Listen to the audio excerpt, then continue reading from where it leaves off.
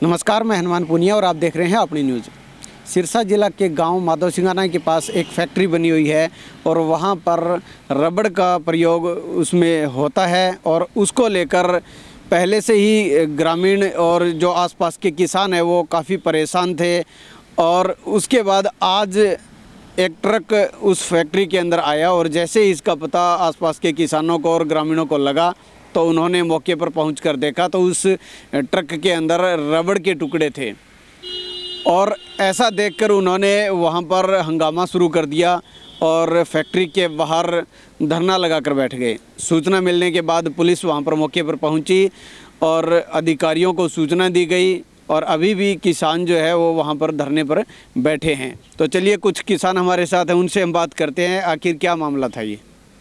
ये हमारे गांव के रेडियस से 300 मीटर की दूरी में ये एमडी एग्रोटेक के नाम से ये एक अवैध एक प्रकार से खनन करके जो मिट्टी है वो यहाँ ला के और उसको सड़ा गला के ये एक 2 नंबर का ये सामान तैयार करते हैं।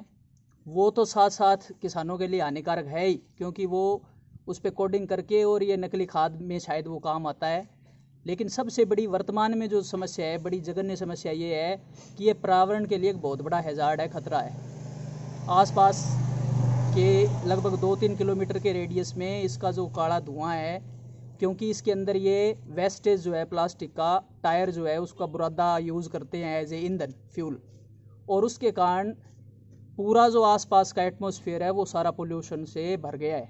हमारे गांव के अंदर ही इस फैक्ट्री के कारण 500-400 मीटर के रेडियस में लगभग सैकड़ों जो आदमी है वो कैंसर पीड़ित हैं और लगभग 10 से 15 लोग कैंसर से उनकी डेथ हो चुकी है, जिसमें इवन मेरे अंकल हैं वो भी इससे पेशेंट हुए थे। कैंसर के, लंग कैंसर के मामले बहुत ज़्यादा है माधव सिंगाना गाँव के रेडियस में।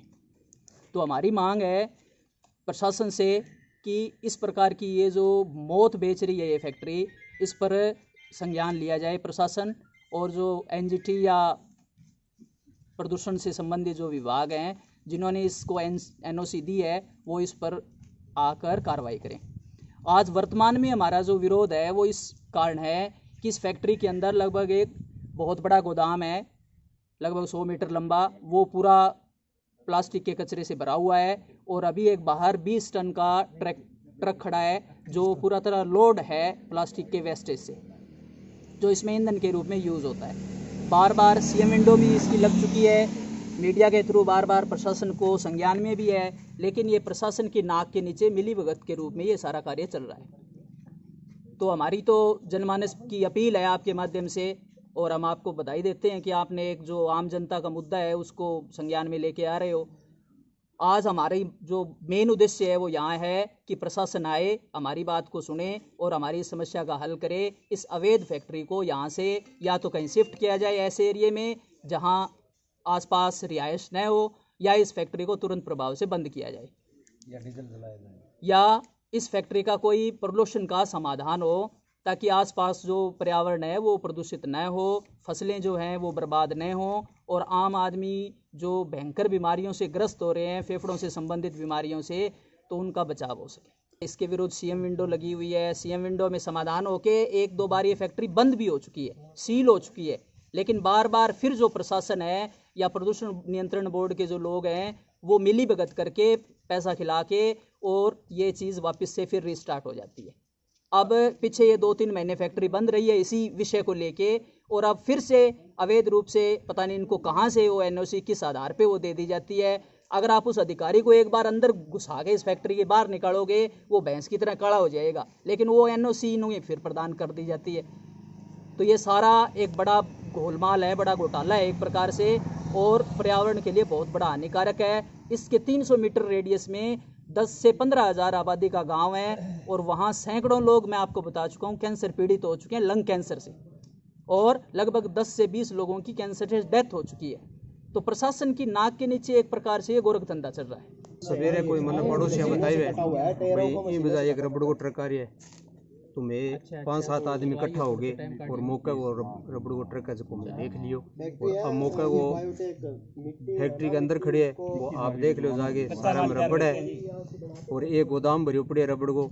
और पीछे आज 3-4 महीना पहले बंद हुई, जदन मालिक है जगह आई मार्था का कसम चक्की भी रबड़ मुड़ के मैं नहीं बढ़ूंगा। अब मौका वो रबड़ है जो एक ट्रक भरियो खड़ी है और गोदाम है 100 फुट को बिंग में 4 ट्रक नावड़ा या 5 नावड़ा भी तो वो भरियो खड़ी है। अब वो मौका हुआ है और फसला मारी थे देख चुके हो और मेरा कपड़ा देख लो, मैं फसल के अंदर फिर गया हूँ, मेरा सारा जगह खड़ा हो लग रहा। पड़ोसियों मन पतो लाग्यो और ड्राइवर ने पूछो भाई इंग में के माल है तो ड्राइवर बोलो जी इंग में रबड़ को पूरा दो है। अच्छा। ड्राइवर बताया रबड़ को पूरा दो, बाद में इनमें चेक करियो तो रबड़ को पूरा दो निकल गयो। यहाँ बता दें कि इस फैक्ट्री के जो मालिक हैं उन पर पहले से भी कई आरोप लगे हुए हैं। आसपास के किसान हैं और जो ढानियाँ बनी हुई है वहाँ पर जो इस फैक्ट्री से धुआं निकलता है उससे उनको जो परेशानियाँ होती है उससे वो अवगत करवा चुके हैं। इससे पहले शिकायतें भी हुई है, लेकिन अपने रसूख की वजह से वो शिकायतों का निस्तारण उन्होंने पहले से करवा दिया है। लेकिन अब ये जो लोग हैं वो बता रहे हैं कि और अंदर भी काफ़ी स्टॉक यहाँ पर रबड़ का पड़ा है। हालांकि बताया जा रहा है कि इस फैक्ट्री के अंदर रबड़ का प्रयोग नहीं किया जाना होता है, लेकिन बावजूद इसके यहाँ पर रबड़ का प्रयोग किया जाता है। इससे लोगों को किस तरह की कितनी परेशानी हो रही है ये भी आप हमारे इस वीडियो के माध्यम से अच्छे से आप समझ सकते हैं। भी खराब हुई पड़ी है जी सारी, अब मिट्टी आई सारी रात ने ढवाई करा जी वे दिखने का। हाँ देखो जी, ये देखो ये हाल है सर, ये हाल है जी।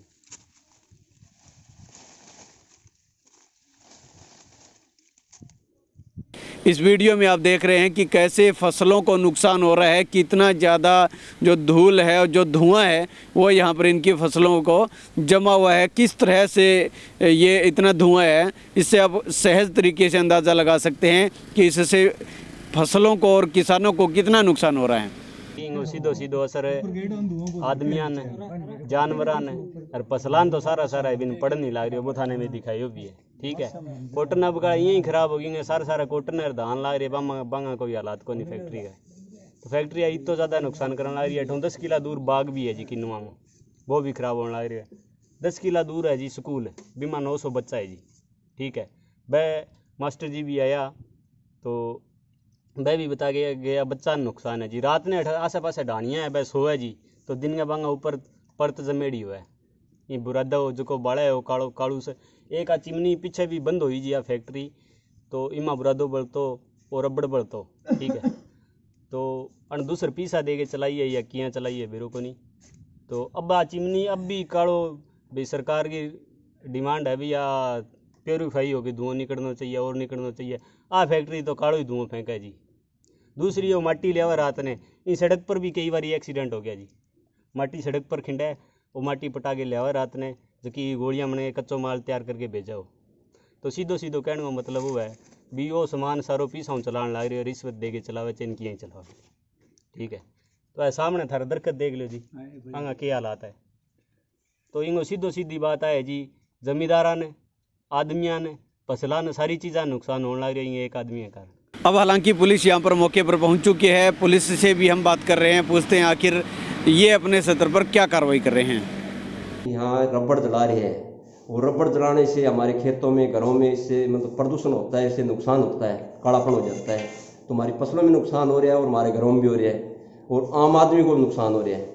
भाई ये रबड़ है और ये ऐसा चीज़ ना जलाई जाए, तेल यूज करो या कोई और सिस्टम बनाओ, ऐसी कोई काम नहीं होना चाहिए। तो इनकी यही मांग है। ग्रामीणों ने ट्रक भी पकड़ा बता रहे हैं। नहीं, ट्रक तो अंदर खड़ा है, फैक्ट्री मान लो अंदर खड़ा है, यो खाली नहीं है अभी। रबड़ है? हाँ, रबड़ बता रही है। और भी पड़ा है उसके अलावा ट्रक? हाँ, रबड़ी है। और उसके अलावा और भी पड़ा है ट्रक? हाँ, और भी पड़ा है रबड़ अंदर पहले। क्या पुराना पड़ा हमारे पास रबड़ है, हमने 12 महीने पहले बंद कर दिया था, पहले इतराज होया था और हमने बंद भी कर दिया था। और ये कैसे कि हमारा पुराना आ गया, हम इसको नहीं चलाएंगे। ठीक है सर, एक ये जो फैक्ट्री के मालिक हैं उनसे बात नहीं हो पा रही है आपकी? कोई बात? नरेश से बात हुई है, वो मैं कह रहे हैं मैं अभी आगे इन जमींदारों से जो भी है ना लोग उनसे मिलता हूँ मैं।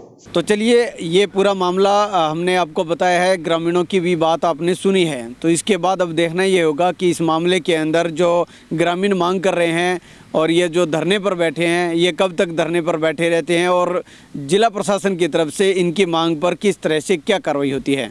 अपनी न्यूज़ के लिए कैमरामैन सतवीर के साथ हनुमान पूनिया।